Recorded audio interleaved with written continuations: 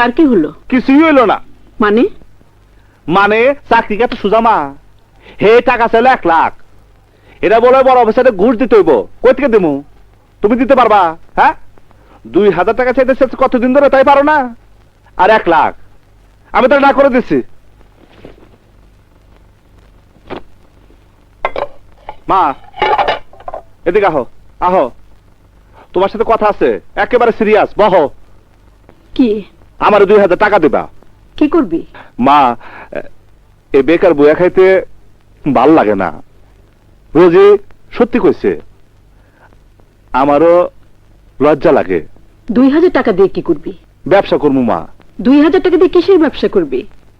মা, এখন যদি নিজে রোজগার করতে হয়, তাহলে সত্যি কথা হইলো আমার রিক্সা চালাতে হয়। কিন্তু তাতে আমার তো ইজ্জত সম্মান নাই, তোমাকে ইজ্জত সম্মান থাকে না। আর রোজির এখনো বিয়া হয় নাই। রিক্সালার বোনরে কোনো ভালো পোলা বিয়া করবো না। 2000 টাকা দাও, আমি একটা ছোটখাটো ব্যবসা করব। ছোটখাটো কি ব্যবসা? এটা একটা ছোট কাম, এটা একটা ব্যবসা। আমি দূরে যা করব, যাতে আমার কেউ চিনতে না পারে, আমাকে যেন ক্ষতি না হয়। 2000 টাকা আছে। এটা কিসের টাকা জানিস? কিসের টাকা মা? সাগির আলাদাভাবে 500 টাকা করে জমিয়ে আমাকে 5000 টাকা দিয়েছিল রোজির একটা সোনার গয়না বানাবার জন্য। রোজির বিয়ের সময় এগুলো লাগবে তো। 3000 টাকা দিয়ে একটা কানের ঝুমকার অর্ডার দিয়ে এসেছি। 15 দিন পরে 2000 টাকা দিয়ে সেটা আনতে হবে। মা, 15 দিন পরে তো? মা, মাত্র 14 দিনের জন্য তুমি আমার 2000 টাকা দাও।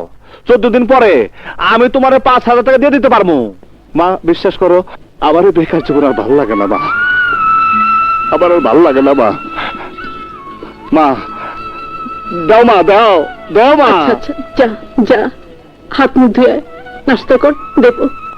মা, মা, মা, মা তুমি দিবা?